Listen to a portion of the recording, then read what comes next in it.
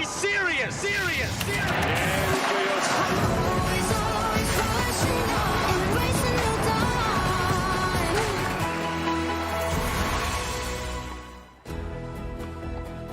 Wimbledon, week 2, it's upon us here, day 8 of the championships, with trophies promised in less than a week's time here in London. SW19 shining on this second Monday, a captivating middle Sunday. We're going to talk about that today.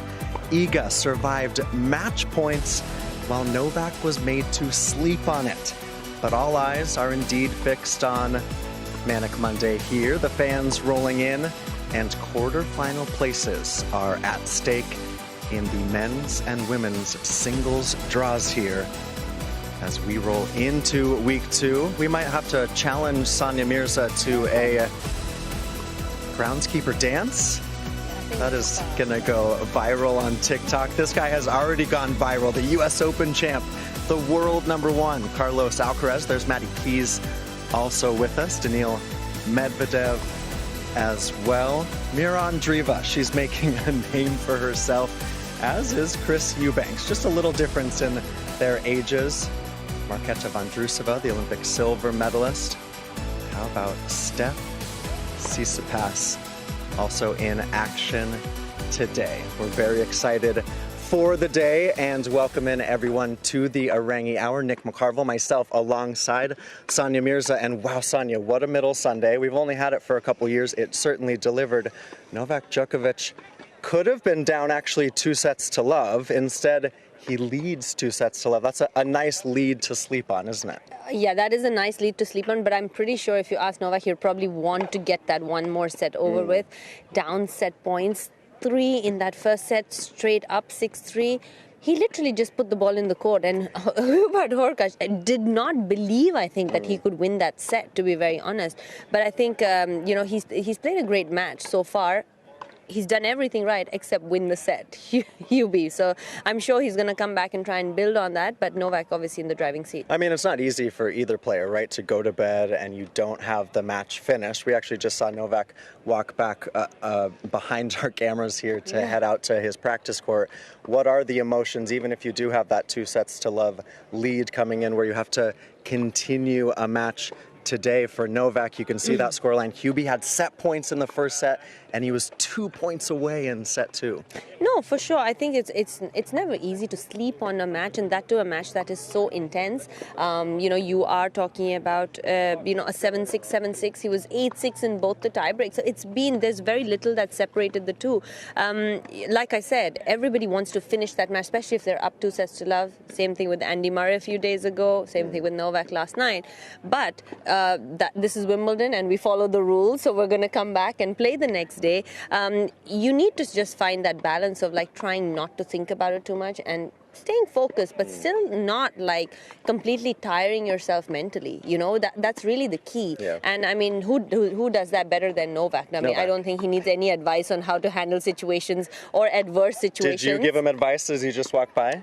No, I just said hi, like a normal person. Okay, well, we're talking about how tough it is to play against Novak. Let's check in on Wimbledon here, Sonia. I love this, the Wimbledon Blast. And this illustrates just indeed, I mean, he's so tough mentally, as you were just talking about, but he's so tough to get the ball past even on a grass court. He's even at this age and at this stage of his career, he's probably one of the best athletes out there. He's the top 3 for sure.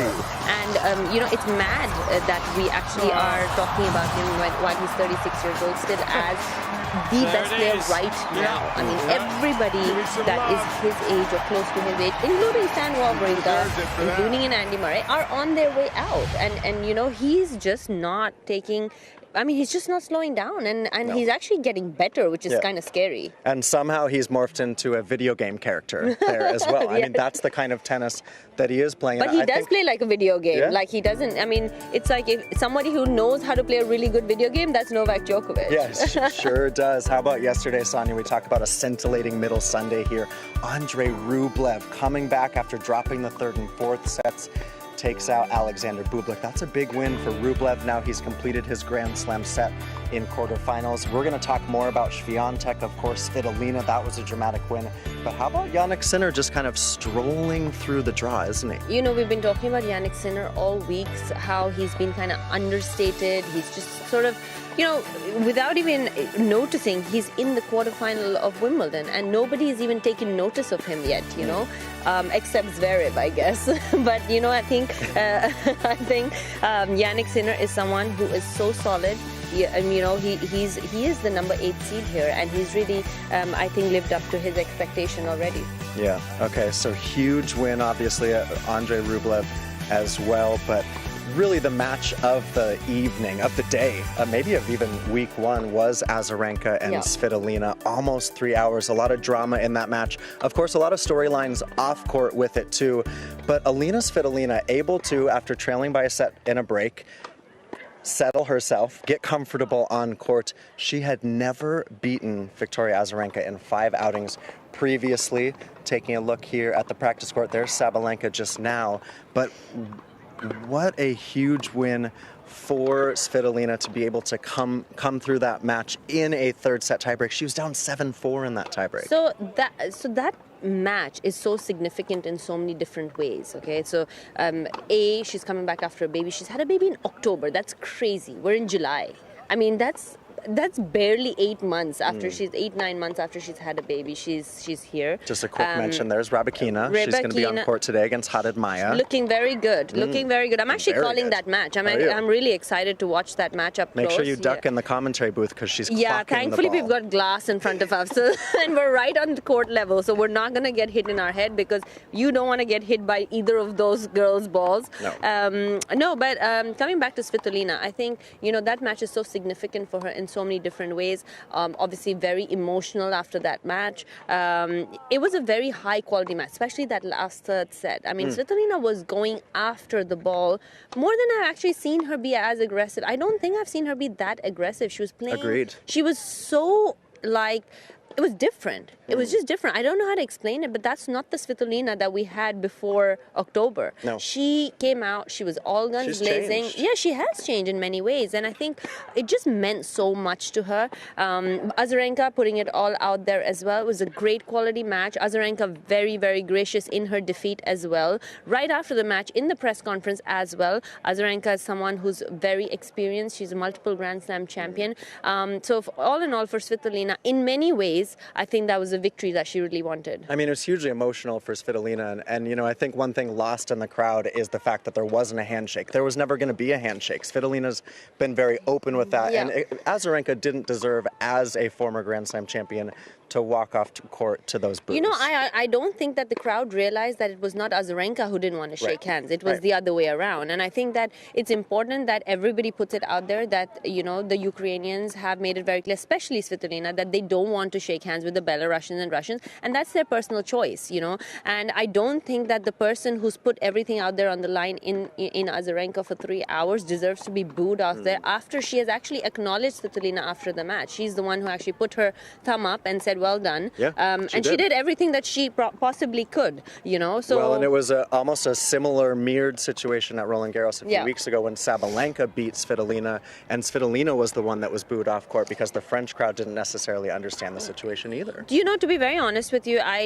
you don't expect booing from the Wimbledon crowd, first of all. You know, I think in Roland Garros it's a lot more common to get booed off the court. In Wimbledon it's not as common. So I think first of all it should be made very clear that it is not the opponents who don't want to shake hands, firstly.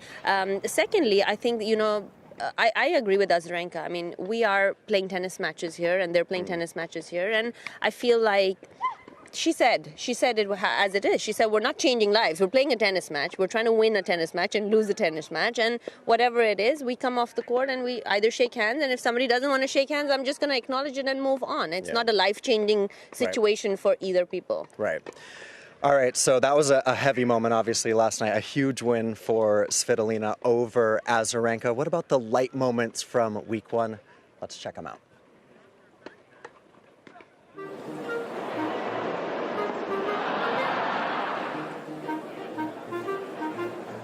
Literally anything will do. So you like the British weather? You know, I'm from Denmark. It's pretty similar.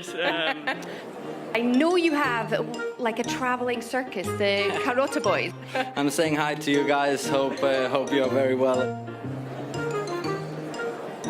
Oh, that's a beauty. Jerry unused to being on the centre court. The gentleman behind the court to my left, who's doing a running commentary, please try to remain quiet during the point. It is disrupting play. Thank you. You just love it when umpires do well, don't you, John? Of course. If you are opening a bottle of champagne, don't do it as the player is about to serve. Thank you. It's the most Wimbledon warning I've ever heard. Great stress release, though, isn't it? Just to be able to just giggle a little bit, have a bit of a laugh. Townsend is going ahead in the tempo. Yeah, she's come out on top in the push-up challenge.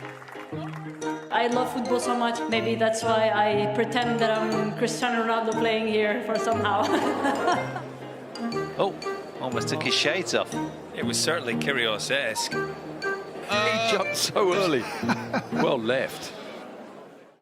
All right, one of my favorite things about the championships here at Wimbledon is wherever you go around the grounds, a hive of activity. We've found one of those hidden hives here at Aorangi Park. This is the Stringers Hub, and as you can see, it's a quite busy hub this morning. Lots going on here, Monday morning, week 2. And I'm here with Paul Skip. Good morning, Paul. How are you? Good morning, Nick. I'm good, thank you very much. What is it, 19 years for you on the job? And how many rackets over the years have you strung? That I can answer. I probably lost count after the first 2 or 3 years, to be honest. Okay, well, 19 years. We'll say a fair few of rackets strung, but this one's pretty special. Whose racket do you have on your machine this morning? So this is for Carlos Alcaraz, so the number 1 seed, and I'm getting these ready for his match today. All right, so we've got the racket stringing machine, obviously. Carlitos, his racket here for you, Paul, but walk us through some of the details and weave us through. I'm guessing Carlitos likes certain tensions, and tell us a little bit of the nitty-gritty. Yeah, so this is his Babolat Pure Aero racket. I'm stringing it with his usual string, which is also a Babolat string. As his required tension, we don't normally give that away because you never know who's listening, but he does obviously have his specific tension and setup, which obviously he finds it works for him. And as the players come through, I'm always curious, there's oftentimes rackets will be sent off court during a match, but this is not match time, right? So tell us the difference between a mid-match restring and this is something he's going to get ready for later today. Okay, so if it's coming from the match, obviously we need to get it to us as quickly as possible. We string it and stencil it and then get it back out just as quickly as the player needs it. They may need it because, I mean, rarely now does it break a string, but they may find that they need to change the tension because of the conditions. Or maybe it's their lucky or favourite racket, they just want to restrung. Oh, really? A favourite racket? Okay, I like that. And conditions, obviously, sometimes the weather can be more humid, more hot. How does that change what the players like in the conditions, or in the strings themselves? Yeah, so normally when it gets a bit warmer, as you know, it's been a bit lucky this year, the players will normally go up in tension a little bit. It's basically to try and get extra control. The ball will fly a little bit quicker. The higher tension does? Exactly. So they will go up in tension. Obviously, if it gets a bit cooler, they may want to go down a little bit lower. Yeah. We also get the effect of once the roof comes on, that can change the conditions. So they may want to have a different change because of that, particularly if they're halfway through the match. So I think yesterday or the day before when Andre Burrs was playing Bianca Andreescu, they both sent rackets off because they needed some fresh rackets going into that third set. Yeah. Okay, so we're taking a little tour here. Tell us about the room. I think you've got some experienced stringers here, yourself included, but what sort of activity are you guys doing throughout the day? So we start off with 17 at the beginning of the tournament with our busiest day, so that's the Sunday and the Monday. Stringers. Yeah, Sunday and Monday before the tournament starts are our busiest. I think we hit approaching 600 rackets in one day. We have experience from all around the world. We've got Czech, we've got Italians, we've got Greek, we've got even got an Australian and American. So it's quite a diverse pool of stringers we pull upon. Okay, and is there ever a strange request or a unique request that comes through, whether it be from a player or specific with their equipment? Yeah, we always get the little foibles of players, what they get. Some of them I can't mention because it sort of leads Top to... secret? Yeah, well, it leads to certain players and, sometimes they're a little bit more quirky than others. But something as simple as they want their logo on the racket in a certain position just makes it sort of then focus a little bit better, I assume, than other things. So, most players are fairly straightforward, but others will have a little bit of those sort of idiosyncrasies. Yeah. Paul, thank you so much. Appreciated. And wow, how about this? Carlitos Alcaraz, his racket, it's going to be on a Wimbledon court later today. And let's check in with Anne Keathavong herself. If you've ever wondered what the view is like from the commentary box on centre court, well, this is it. And I'm delighted to say I'm joined by former British #1 and BBC commentator Andrew Castle. Andrew, how are you? And talk me through everything here. Well, Annie, you could talk me through it because you spent your fair share of time in here as well. Well, obviously, the view is spectacular. I've been doing the final since 2003. That was the first Federer final against Philippoussis. This is generally where I sit. Sometimes we have a 3-ball in here. So Tim Henman normally goes on the end. And then we put whoever is in the middle here. Sometimes it's 3, sometimes it's 2, as you well know. I mean, the key really is once we're all plugged in, and this is pre-play, so we're not plugged in on the headphones. These boxes are absolutely crucial. I better get my glasses on for all of these things. So, look, if you want to get the umpire up for the coin toss and all that sort of stuff, that one's there. Clean Effects is the actual program which is going out. You mix it with your own voice and your friend's commentary there. That one there, and getting the balance is very, very important. When Hawkeye want to offer something, or if you want to speak to them, you press that. And when you press either that or that, which is tennis viz, which is, again, more statistics. When you do that, that button there goes off. Now, when that is red, be careful what you say because you'll be going somewhere and you'll be saying something. And if it's something wrong, you get fired. But this is the most privileged position in tennis for me. Yeah. The ability to sit here and watch great matches and great players with friends. It's wonderful. And, of course, there is one real rule, right? Which is... What is it? Go on, tell me. Well, if you can't add anything, be quiet. That is very true. But, Andrew, you've got tons of experience and you've commentated on so many great matches. But what would you say has been the greatest match you've commentated on? I think I know the answer to this, but share with us. What do you think it is? Andy Murray, 2013? The great...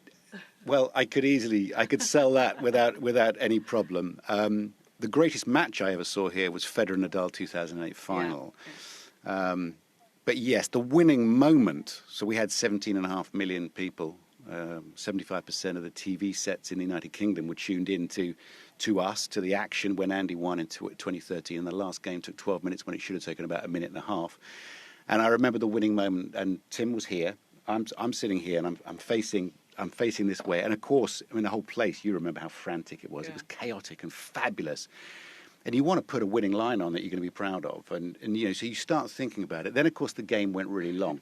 So it was just a question of just sort of getting through the game and just trying to resist saying something because the action is speaking so loudly. It's so immediate and wonderful.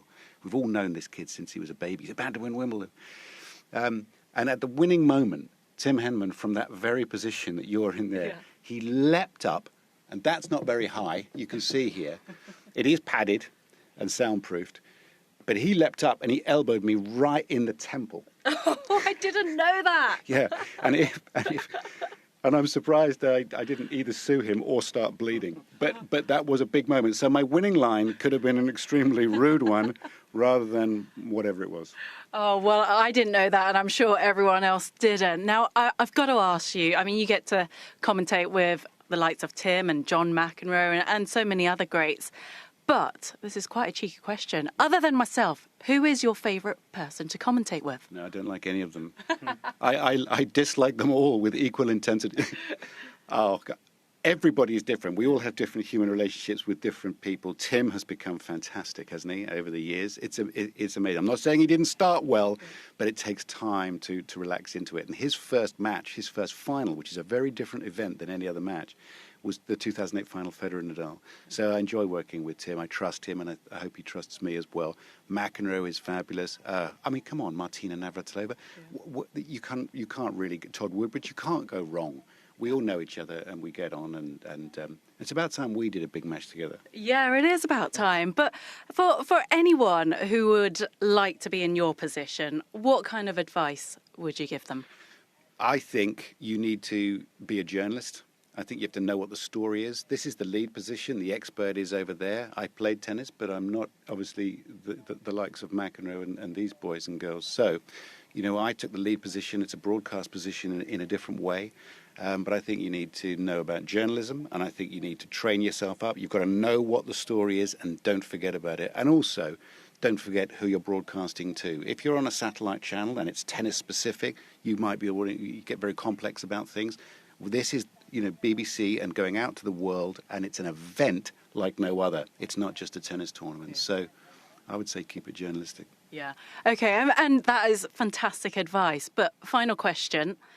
This year's championships, who are you backing? Who's looking hot to you in the men's and women's draw? Look, day 8, everybody in the draw thinks they can still win. The stories are coming thick and fast now. Novak's the best I've ever seen. On the women's side, Swiatek, I still can't see her winning this, and yet she's the best. So, I just can't tell. Mira Andreeva at 16, is she capable? I mean, the way she handled qualifying was amazing in the final round. So, I mean, the stories are there to develop. But if I had to pick people now, Swiatek and Djokovic, hardly going out on a limb, is it? What about you? Well, I mean, I can't argue with Djokovic. He's looking really, really strong. On the women's side, I was really impressed with Rebecca the other night against Bolter. And, Swiatek to save 2 match points against Bencic yesterday. It's a tough one to call there, but Djokovic on the men's certainly. Yeah, indeed. It will all be revealed. It will. We won't have to wait too long now. Andrew, thank you so much for your time. Nice to talk to you. It has been fabulous. Thank you. We play mixed doubles next year. Okay. Will we get a wild card? Will we get a wild card? Maybe in the invitational event.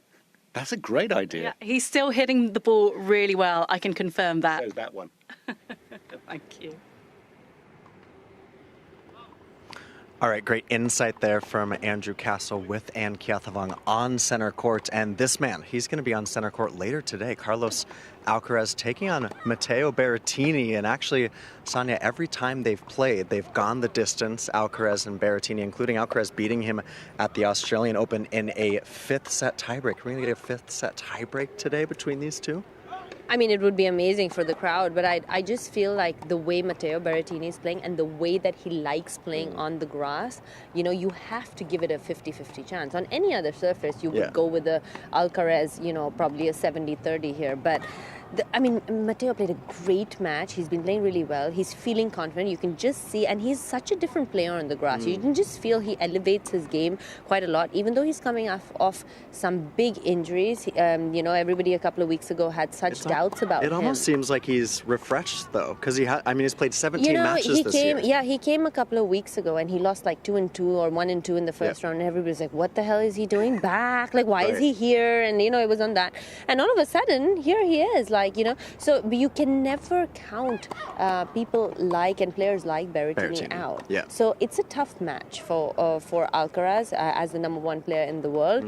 It's going to be a great match. Yeah, sure is. Berrettini and Alcaraz later today. Alcaraz on the practice court. Actually, these are live pictures. We're live with you on Aorangi Hour, and also this is live too. There's Matteo Berrettini, the 2021 finalist. And what is it about his game that just syncs up so well with the grass? His biggest weakness is his backhand, and his biggest strength obviously is his serve and then the forehand.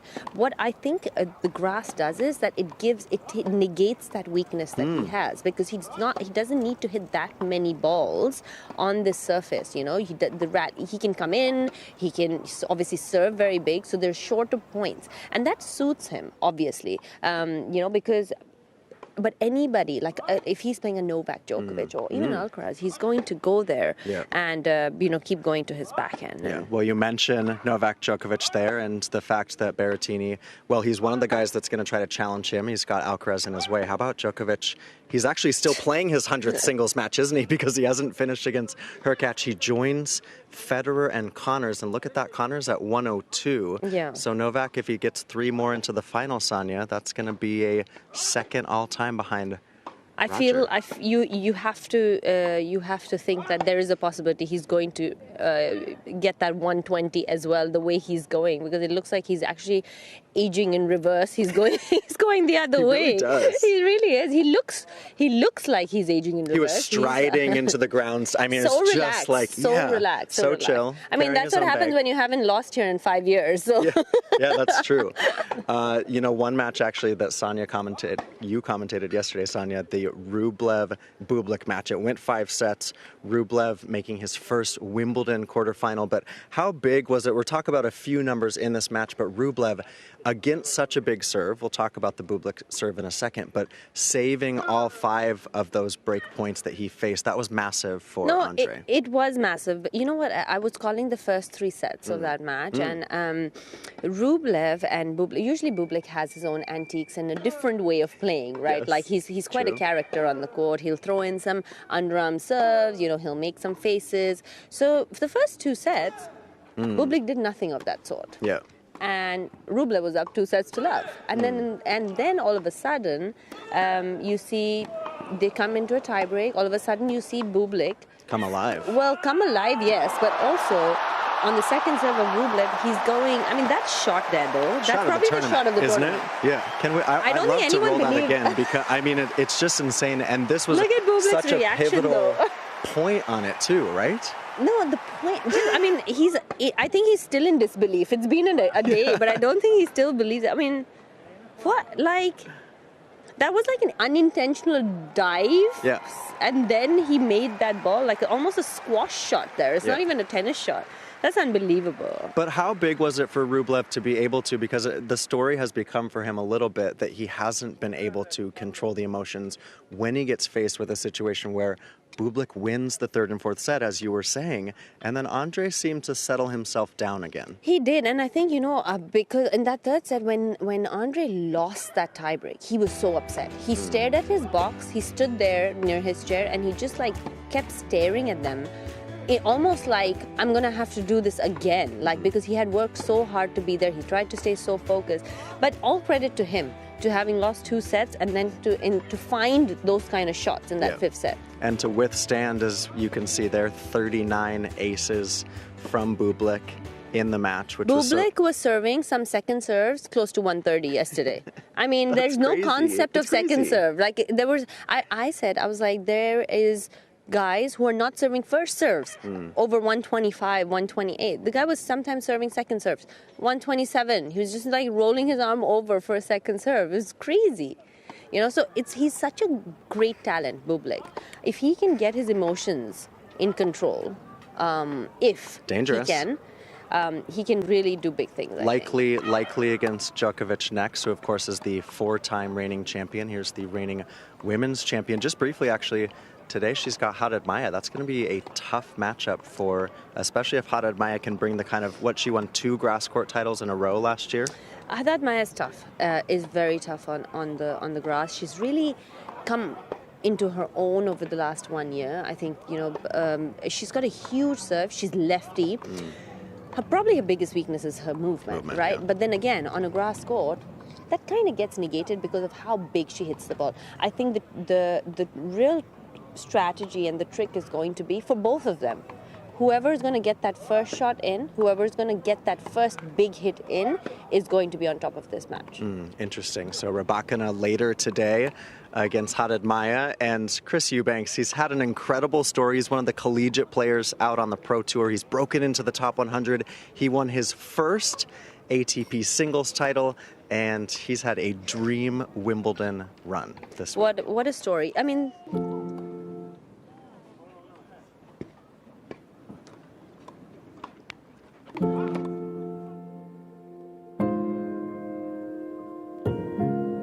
when I'm on court, you know, at certain times you got to kind of take a step back and realize, like, man, I've waited a while to be here. This is pretty cool. Even in the tough moments in the match, really it's just understanding where you are and all that it took to get to this point. Good shot. Go. Wait. Go.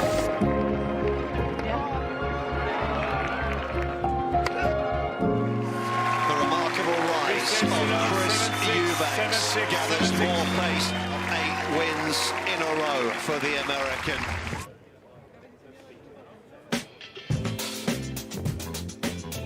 Trying to qualify here for, I think, 4 times, being unable to do it, kind of always wondering what is it like over at the All England Club. You know, it's everything that I've hoped for and more. I've been out here, I've been playing really, really well, having some pretty big breakthroughs in my career here, and I'm looking forward to the second week. Not many players get a chance to play the British #1 at Wimbledon on a big court like that. The atmosphere was electric, and everything, when I kind of think back on it, just really, really, really special for me. He's the biggest of winners here. Chris Eubanks has arrived on the Wimbledon stage. When I kind of walked out of the tunnel and I started halfway through the line to start giving high fives, I said, oh, I got to go back and give the first few guys that I missed, make sure they get a little bit of love too, because they do such an incredible job of keeping that court as well as they do, maintaining it the way that they do. I just feel like there's a weight off of my shoulders with some of the success that I've had this year since Miami. Things have just kind of been rolling, and I've been able to, you know, produce a really, really high level. So at this point, it's not so much about, say, expectations. It's more so about me going out, having fun, and just feeling as though, you know, I really have nothing to lose.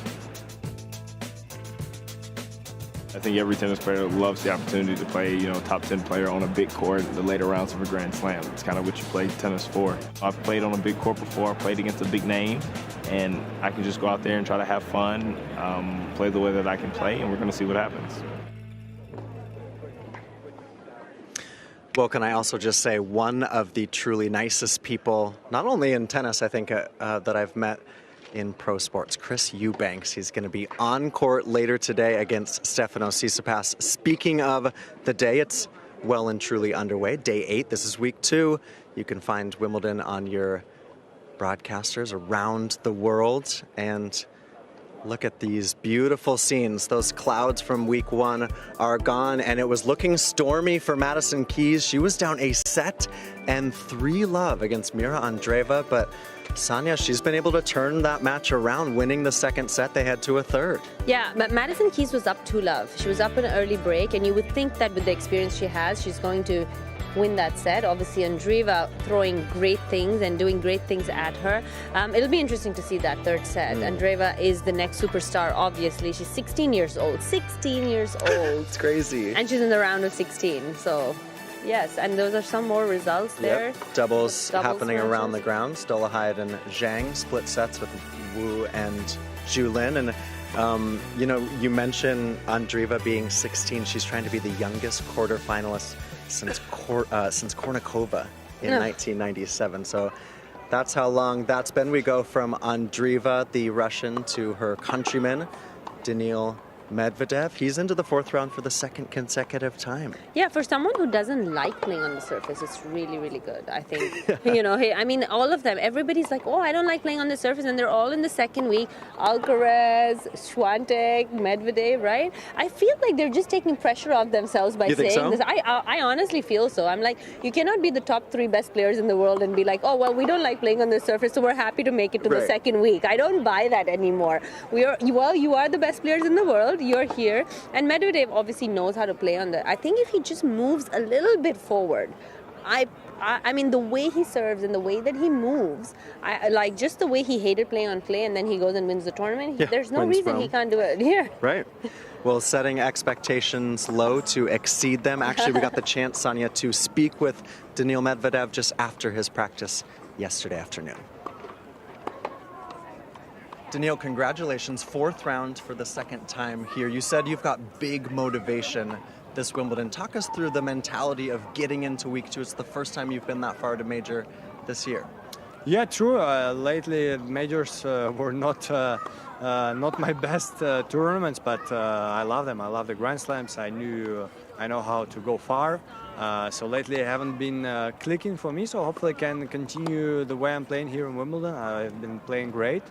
The further you go, the tougher the opponents. So hopefully I can show my best tennis and try to win. Yeah, so into the fourth round, we mentioned that you play Yuri Lehechka. He's a young player, up-and-comer, isn't he? And now working with Thomas Berdych. How do you look at that match? You guys haven't played each other before, but I'm going to guess you know his game pretty well. Yeah, I mean, I think we both know each other's game. At the same time, when you never played against each other, the match could be always a different story, so could be interesting. I mean, he has a great season, as you say. He's, I would say, up-and-coming, still young, and for the moment only going up the rankings. So I'll have to be at my absolute best to try to cause problems to him. Okay, and lastly, I want to ask you, you're talking about the crowd here at Wimbledon, always pulling for the player that's behind you. That's just my feeling. That's what I see on the TV every day. I think you're right, but talk us through, when you're out on court, obviously you want to maybe win the fans over. Is that bigger motivation for you as oftentimes the favored player? Well, as you say, you can win them over by starting to lose, and then, you know, you win one crazy point and you're like, let's go guys, cheer me on. At the same time, you want to be the one starting to lead the match. It's always easier. So I told yesterday, I think that's pretty fair. It was just, I was interested in, okay, if there is a fifth set, how do you guys decide? Whoever won the fourth set, or then we just go for kind of who we like. So that's an interesting question. But if not, yeah, I absolutely love the crowd this year, and yeah, absolutely enjoy being at Wimbledon, and I hope I can stay here as long as possible. Is there anything like the Wimbledon crowd? I mean, you go all over the world. Oh, I would say every crowd is different. Every crowd, some boo more, some are more energetic, some are just like in a theater, you know, just clapping and not showing much emotion. So it's everything is different, and the Wimbledon crowd is, I would kind of say, somewhere in the middle. They can do everything, you know, they can, and that's great, because that's kind of, yeah, that's kind of fair. They have all the aspects covered, I would say, so yeah. Kind of like you out on court, they can do everything. Yeah, kind of. Daniil, thank you, best of luck. Thank you, thank you. Such bad hay fever. Okay, nice chat there yesterday with Daniil Medvedev, actually in this very spot, joined by Sonia Mirza. And hello, Anne Kjathavan. Hello. From the booth of Center Court to right here at Aorangi I can move, I'm quick. You've got your running shoes on. I have. Actually, I loved that from Medvedev talking about the Wimbledon crowd always for the underdog. Did the two of you feel that way on court? I think that's almost everywhere, not just at Wimbledon. I think people like to see a good story, and people like to see, you know, the underdog, who's the journeyman, actually make it big, right? Wouldn't you say? Well, as a Brit, I was always the underdog here at this tournament. So you felt that? Yeah, but I think you had so much support here. Yeah. I played you here once. Yeah. Yeah. Did you? Gosh, did we? Yes. How'd that go? Long time ago. Let's not get into how long, Roll because the that's footage, going to give away how old we are. Gosh, I'm glad you remembered. I still don't. I can't even remember. But the crowd does. I will say, yeah, I guess the underdog does always get kind of that extra. Yeah, well, support. everyone loves a good story, don't they? And, you know, why not? And the British public, most of the people who come here know their tennis, and just want to see some exciting tennis, and are very appreciative and respectful of the players. But I guess from a British perspective, I think British players historically have always had really good support here, and that certainly helps lift your spirits. Unfortunately, not enough in my case. Didn't win as many matches as Sanya, but yeah, it's great to feel that love and that support. Every player wants it. Well, we love seeing the crowd get involved too. Novak Djokovic just on the practice court. Gosh, he hasn't been an underdog in, a decade? Novak, the four-time reigning champion, 100 Wimbledon matches now. And actually, Sonia was saying just how relaxed and svelte, and just everything seems he works his way into these Grand Slams so well. Didn't play a grass court warm-up tournament. No, and he hasn't done really for some time. But, you know, he's set in his way, he knows his routine, he's experienced enough, and the form he is playing and what he's shown us already after the first week has been spectacular. I mean, who can beat him, and who's ever going to win a tiebreak against him, for that matter? Hubert Hurkacz came close yesterday, but his record there has been something else, and his record here at Wimbledon for goodness knows how many years, he's looked invincible. Yeah. So he is certainly the man to beat. Yeah, you agree? Djokovic, man to beat? I've been calling, he's been my pick from the beginning, and everybody's like, no, maybe not. And I was like, if there was a slam he was going to lose, it was going to be Roland Garros. Yeah, He's not losing at Wimbledon. Okay, well, we've seen many a tick, and I know both of you maybe had a superstition or two on court, but here's the American, J.J. Wolf, maybe best known for the haircut, but let's focus instead on the, what do we call this? The racket swing. Pre-return, he does this every single time, and actually, I think this is the Frenchman Quirks. I'm gonna say I don't know. I don't know if this is a tick. I think he's just bored. I think he's trying to emulate the J.J. Wolf. Has his partner gone off for a bathroom break in that last There one are or some something? famous tennis ticks. Yeah. I'm thinking of. You know, John Rafael Isner Nadal. has one. He hits Bounces the ball it through his through his legs. leg. That's his tick. And Right. I don't think he even realizes he does it. Right. Have you tried to do that though? Because I can No, never because time it he's got a properly. foot on me. But having said that, Lauren Davis does the same thing, and She does, and Yeah, she does do than you. that. Okay, let's find out if J.J. Wolf actually knows that he does the tick he does. Yeah, I wouldn't even know I'm doing it. I think it's just part of the routine when I'm returning. It kind of makes me feel comfortable and stay a little bit loose. Okay, no idea. Is that surprising that he didn't know? It's not surprising. But how he's holding the racket? How does he not It's realize like, that for he's... him, it's like, we probably did some things that I didn't realize. Like, I think, like, I think I did something with my With your hair. I always do. like, Yeah. and it's almost become second nature. I mean, I don't know if like spinning your racket can But be second often nature, you but see players avoid stepping on the lines. Sharapova used to do that, right? She never stepped on the lines. And then you have Rafael Nadal, who unfortunately isn't here this year, making sure his bottles are the right way round. Right. Rafael Nadal has a few ticks. A few ticks. He's got a few, Right. yeah. But I've always kind of thought, with Nadal especially, would love to kick his bottles. I mean, why wouldn't you if you were up against him? Didn't someone do that? I think so. They like.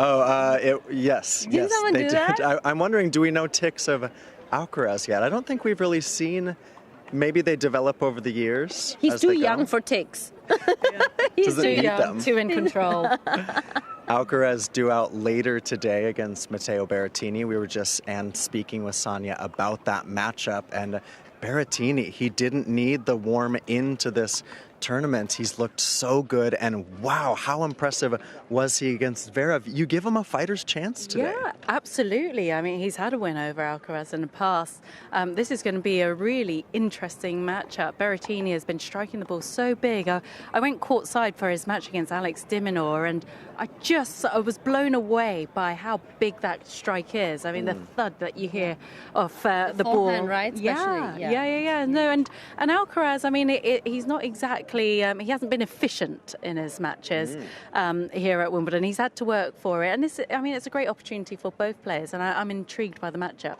We were talking about some Danish royalty is going to be in the royal box today for Holger Rune against Grigor Dimitrov. And actually, we missed out on speaking about Dimitrov just dismantling Francis Tiafoe. I think he lost 7 games in that match. This one's going to be delicious too, Sonia. This is a tough part of the draw, though. I mean, for Dimitrov to play Tiafoe, to go in to play Rune is a really tough draw. Dimitrov has kind of found his mojo, right? He's almost doing things that everybody's been expecting him to do over the years. He kind of slid off the grid a little bit for various reasons, and then all of a sudden you have him here where he's looking as confident as ever, and he's almost looking like someone that you're like, oh, he's going to make a deep run in this tournament. And he's got a good chance against Rune. Yeah, absolutely. It's going to be a first meeting between those two guys. So, it'll be interesting how he starts off. But again, he must be feeling confident. I would say, though, that win against Tiafoe, I don't think Tiafoe was anywhere near his best. And it was a very one-sided He felt like match. he was playing like an amateur, essentially. But Dimitrov, he's had success here on the grass in the past. And he's a very popular figure here in the UK. Yeah, and Medvedev today, we see him on the practice court. He's got Yuri Lehechka, who's now working with Thomas Berdych, a former finalist here. And actually, Medvedev said they've never played against each other, Sonia, but he was very aware of Lehechka, who's actually had a good run at Australian Open earlier this year, and is a Czech player who's really been able to use some of the weapons on court. He's going to go up against a big hitter like Medvedev, who's never been to the quarterfinals at Wimbledon. I think that's something that you have to take into account. of how openly Medvedev does talk about the fact that he's not really comfortable on this surface. You know, just like an Alcaraz or a Swiatek, they all talk about it. And the fact is that Lehechka has nothing to lose. He's got Thomas Berdych to help him, because he's been in these situations how many times. Thomas Berdych playing against the top players of the world in his entire career. That's he was the fifth best right? player, in his entire career. He continued to be the fifth best player for years and years. You know, so it's going to be a really good match, and I think it's. Well, we talk about Berdych giving advice. Well, obviously working with Lehechka. How about Chris Eubanks reaching out to Kim Clijsters for some grass court advice this season? What a wonderful story. I mean, he has had a phenomenal run here at the All England. And it is a feel-good story if ever there is one. A guy achieving success later in his career. I know he went to college. He was at college for a number of years. But only broke inside the world's top 100 just a few months ago. Yeah, huge. And there's Tsitsipas, of course, took out Andy Murray a couple rounds ago. Does Eubanks have any chance today against, what does he have to do against Steph? Play his best. In the that. fourth round of a Grand Slam, everybody has a chance, and that's a fact. I think we cannot put it back. They're here for a reason. They're in the fourth round because they've earned to be there. And some might have a bigger chance, some might have a. Would you agree? I think everybody has a chance if they're able to play. Especially someone like Chris Eubanks, who's coming in with confidence, won his first ATP Tour title prior to arriving here at Wimbledon. Taken down Britain's #1 Cameron Norrie. So he can play. He's got a big serve, and why not? And Tsitsipas, we've talked a lot about. I know, sometimes on our side of things, on the media side, these storylines grow and grow and grow. Tsitsipas played 5 days in a row, which I know on the ATP Tour and the WTA, that's not abnormal. But it is abnormal at a slam, especially when it's best of 5. And is it different on grass, the way that it feels on your body the next day? For sure, and also the quality of players that he was playing. He played a grueling match against Andy Murray over 2 days, and then he chose to play doubles after that, which lasted like 3 days. And then he beat Thiem in the first round. He's had such a tough draw, and then he's signed up for mixed, and he's he pulled out a mix, but he played that men's doubles match with his brother over a period of 2 days or 3 days. I don't know. So it was almost like unfortunately the weather didn't favor him, neither did the draw, but he's come through it all, and he's here, and he's given himself a chance. And honestly, if I was Tsitsipas, if I saw the draw, this is the easiest draw that he would see from the time he started, right? On paper. On paper, of course, on paper.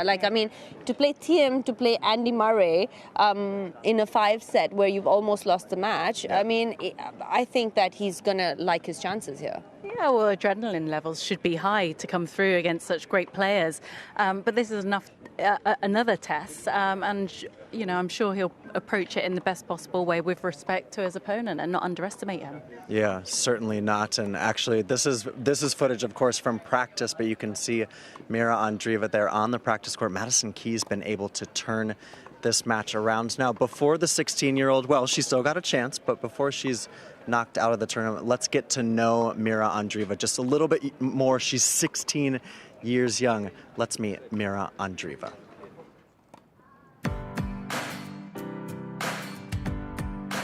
I'm Mira Andreeva and I'm 16.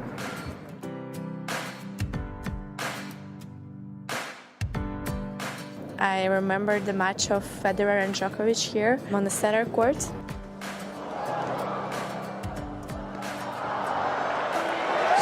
volley, second serve. It was 5-set match. It's Djokovic who claims this classic. 6-4 in the fifth. The atmosphere at Wimbledon is just also different compared to all the other slams. On the French Open, it's so homey, it's so simple, and here everything is so traditional. I love it here. Oh, Mira the marvel. She's 16 years old. She's never played on the grass before. She's pulled off the biggest win of her career. It's my first tournament on grass. I've played just 6 matches here. It actually can suit my game in a good way. So far I've been showing great results, and I hope that I can do that as long as I can. All right, what a story it's been. Actually, just her second Grand Slam main draw, her third ever tour-level event. Played in Madrid, played Roland Garros, and qualified here at Wimbledon. Did the 16-year-old Mira Andreeva. Some folks there on, what would we call it? Mira's mound, I guess, Andreeva's avalanche. Well, we've tried so many different names over the years, but to me it's still Henman Hill. Yes, me too. I know, I got you. All right, let's look at, hey, still fighter's chance. 16 years old, obviously. Sonia, you had young success in your career as well. When you look at a player... Not that young. I was 18. Okay, but when you look at a teenager who's bounced onto the tour, are they playing with house money sometimes? Does it feel like they can play more free? I don't think that at 16 she's even realizing what she's achieving. She's going to realize that in a few years. Would you agree? I mean, I think that at 18, when I made the third round of Australia or the fourth round of US Open, I didn't realize the magnitude of that until a couple of years later. I was like, oh, wow, that was pretty good. So I think that, definitely she's playing on house money. But the fact is that I think it's really important for the team around her to make sure to keep her sort of still 16. I think it's very important for them to take that pressure off her. With social media, it's difficult. I mean, you're waking up every morning to news about you. You are, but she's got a Netflix crew following her around. and actually, in all of her interviews and press conferences, she's very engaged. She's and so chill. She's delightful. And she's an Andy Murray super She's fan. So cute. She's so cute. She's like, she leaves the vicinity as soon as Andy Murray enters. She's that shy. Well, we've obviously made our way here actually to the player gym. It's just steps away from the Aorangi practice courts. We've got, actually, Anne just got involved in Hubie Hurkacz's warm-up there. You didn't get my football skills on camera. Yeah, we didn't. There's the footwork today, and we were talking, Anne, before you came on about Rybakina against Haddad Maia, and that's going to be a big hitting affair. And Rybakina's, gosh, she was so good against Katie Bolter. She sure was. I was blown away by her performance against Katie Bolter. But Beatrice Haddad Maia actually leads her head-to-head 2-0. Okay, the last one was a retirement by Rybakina, but those two wins against Rybakina came this year, and she'll go into that match feeling confident. She has grass court experience, having picked up titles last year in Nottingham and Birmingham. So. Again, not an opponent Rybakina will underestimate. Yeah, there we are. I always love when there's a second camera. There's cameras everywhere at Wimbledon. Hello, everyone. You are being watched. Oh, there we are again. There are cameras everywhere indeed. There were cameras all over center court yesterday. I just want to have a minute because we didn't talk about those two match points that Swiatek was able to fight off against Bencic to move into her first ever Wimbledon quarterfinal, and she went after those match points. She hit winners on both of them. She hit the sideline on the first match point. She went after the ball, and that's such a good lesson for young tennis players to not hold back, because that paid off in the end. And yes, she did take a risk, but that was the only way she was going to win that match, was like actually winning it and not waiting for Bencic to lose it. It was 15-40 until that moment. Swiatek did not look like she was feeling the ball very well. She was feeling it in patches, and she was a bit patchy, but you can see the stats there. Breakdown. Interesting there. Well, how big was the forehand down the line? Swiatek, forehand down the line, 40%. I mean, that's pretty impressive. Obviously, looking to change it up against someone like Belinda Bencic. Yeah. She needed that, because if you go to Belinda's backhand, she's not missing the ball, not under pressure. And the ball on the match point that she hit off her forehand, it was an off forehand and it just hit the line, and Belinda almost put it up. That changed the entire momentum, because I think it just showed the intent that Swiatek had at that point, that she was going to go after it, and even if she was going down hitting. Yeah. Well, that was a big win for Swiatek into the quarterfinal. She's going to take on Svitolina. We talked a lot about that match. Also, Ons Jabeur due on court today against two-time Wimbledon champion Petra Kvitova. I can just see Ons over our shoulder going through talk us through this, Sonia. What's she doing here? Getting that core nice and ready? Is that what she's doing? She's doing shadow shots. She does that every day. She was doing this yesterday too when we were doing this. She's just getting her core ready. It's just shoulders warm.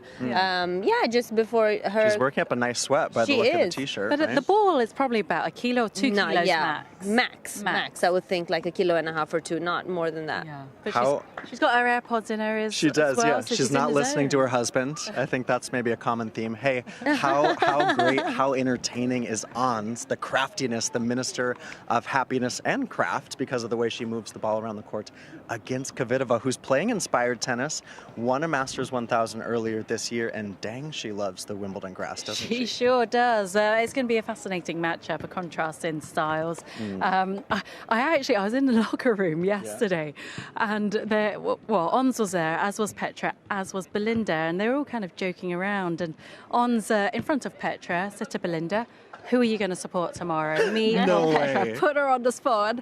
I mean, it was just a lovely moment between the three players, and the fact that they could be so relaxed around each other the day before a big match. And all three of them, three of the nicest players on tour, very friendly, especially Ons. I just said to her, she came and hugged me. I was like, I'm not a hugger, and she really is, and she always wants to hug you whenever she sees you.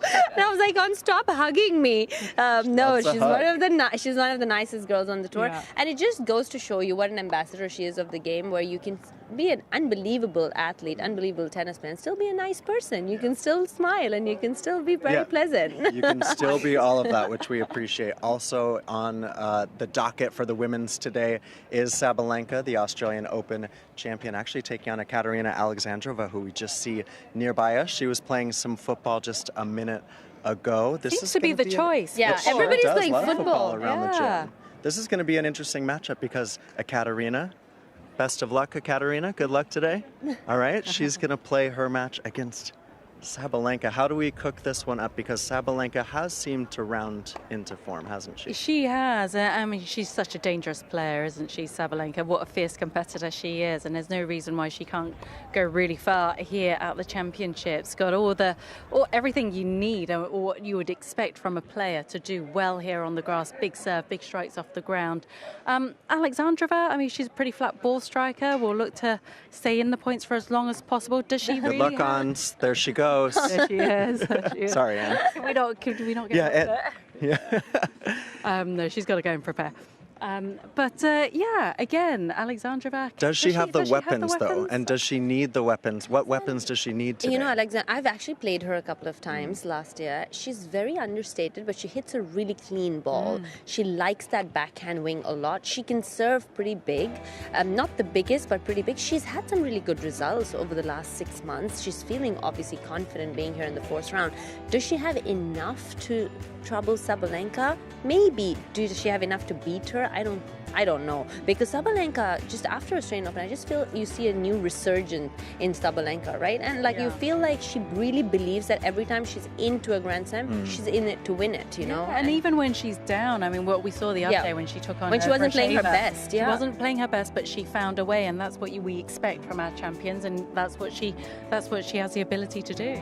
Well, you know, oftentimes we've talked about how open the women's field is, but hey, look at this. Some of the top women in the world are still alive. Of course, Swiatek into the quarterfinals already. Sabalenka, Rybakina. So is Jess Pegula. We haven't talked about Jess today. She's into the quarterfinals as well. Maddie Keys, I'm going to update you on that score. It's 4-1, but it's still just the one break. So Andreeva hanging around in that match. She is, I think. I just think Madison Keys is going to use her experience here. I mean, that's what you can. And this is such a good learning curve for Andreeva. I mean, even if she loses this match, regardless, it's a great result, but it's going to teach her so much in the coming years, and there's no doubt about the fact that she's one of our next superstars. I just love this. Still probably hugging and smiling at someone.